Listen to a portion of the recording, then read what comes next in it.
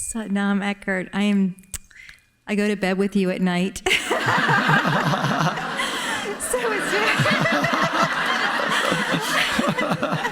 it's very nice to see you here in person. So I'm here asking a question for several people. We were all praying that I would get chosen so I could ask this question. We're just curious.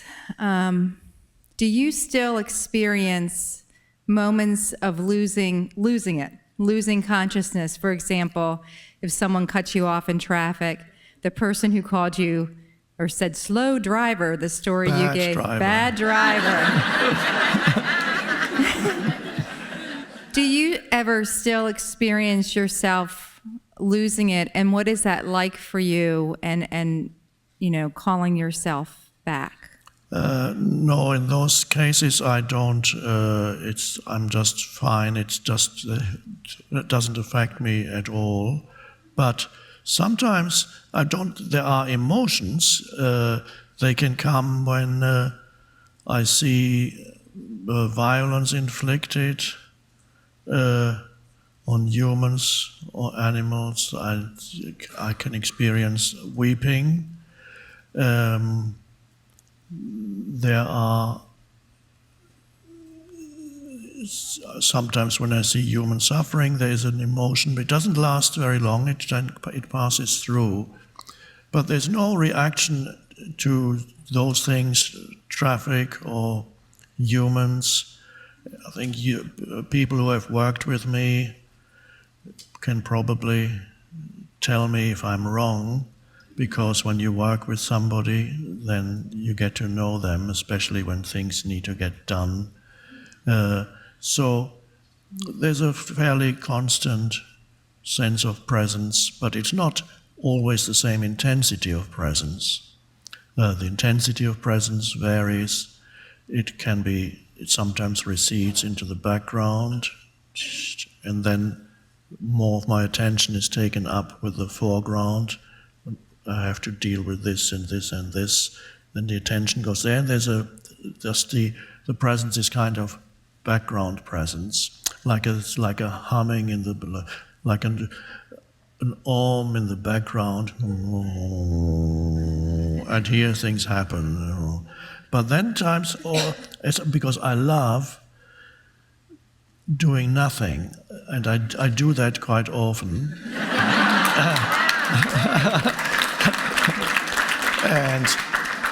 And then sometimes presence comes completely, so the person is virtually obliterated, and there's just consciousness. In teaching situations, for lack of a better word, like this, the person is not really here. It's not the person who is teaching. It's consciousness is using the vehicle of the person, is using the mind of the person in order to manifest this.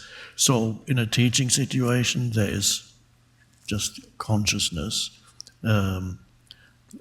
Eckhart is only the frame or the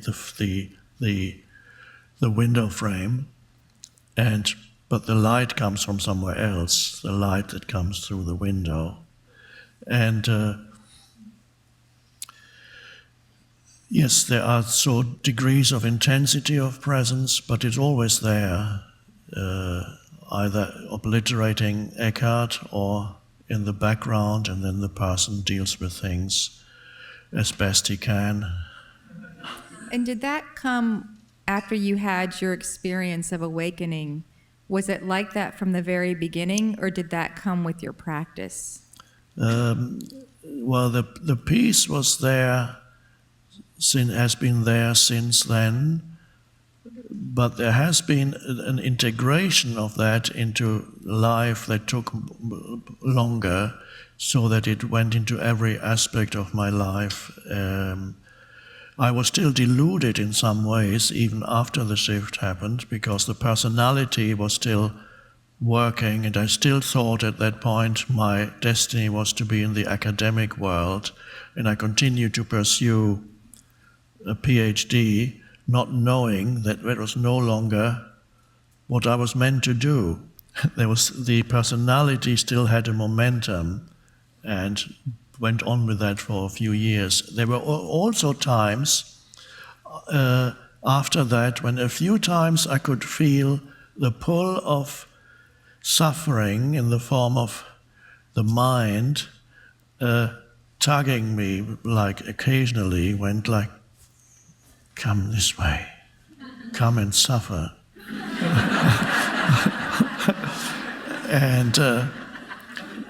And what that did was, there was an intensification of presence suddenly when that happened. So then,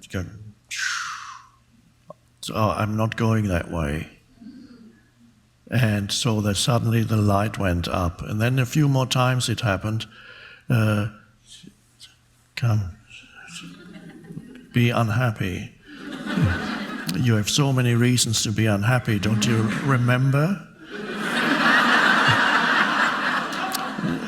No, any mind can, if you want to remember reasons for being unhappy, I'm sure everybody here could do that. I could.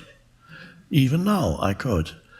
Reasons for being unhappy. Anybody can do that if you allow that kind of thought to take over your mind and then then confuse it with reality.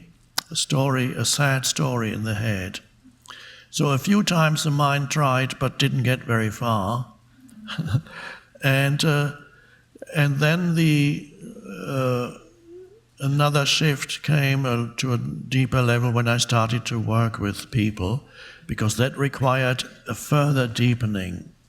Working with people required a further deepening, especially people who were in suffering.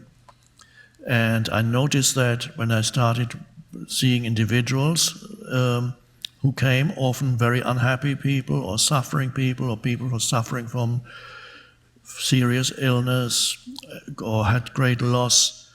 And I noticed whenever I sat in front of these people and listened to their story, I would go into a very deep state of presence, then deeper than I'd experienced before, very deep and intense presence.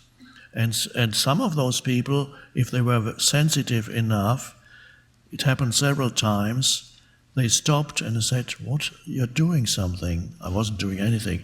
"Yeah, you're doing something." One lady said, she was a former nun in a Catholic monasteries and after 15 years, became very unhappy because she hadn't found God.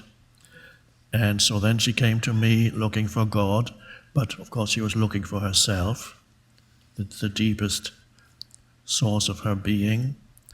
And I was sitting listening to her, and then she said, "Oh, you're doing healing, you're healing me." I said, "Oh," because I didn't know that I was doing that. And for a while, because at the time didn't fully understand the consciousness and the process, it just was there, but I didn't understand it. I thought I was a healer suddenly. And then she sent me some people who wanted just physical healing. But I noticed when people who just wanted physical healing, I didn't go that deep at all. It's only people who were ready for a deeper transformation, then I would go very deep. And then when groups happened, again, a deepening happened again of a different kind, because a group is a different energy field again. So there was a deepening there that was somewhat different kind. It's hard to describe. But my great learning was with individual people, spiritual counseling. Also the words that came out of that deep state of connectedness surprised me many times. I know that some of you have already had similar experiences when people came to you with problems and you were able to just be still and listen, and then you found yourself saying some words that were just right. But there are always two parts of that. One is the words, and one is the energy field that's behind the words. And sometimes words are not even necessary in a situation like that. So there was that was a process, and then later the teachings became a book. And there itself, the writing of the book was another way of connecting with presence and allowing presence to use this mind to express itself through. It's a long adventure of ways in which presence manifests it through this vehicle, as it is for you.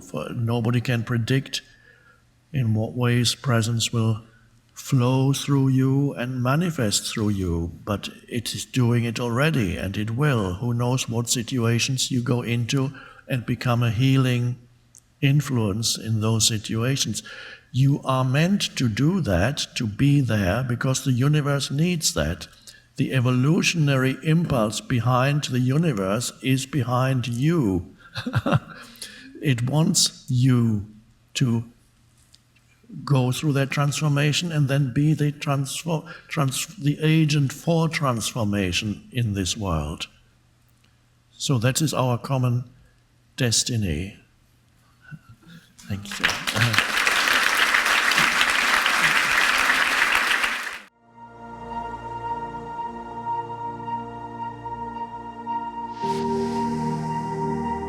This mind-made sense of self is also much more focused on the negative than the positive.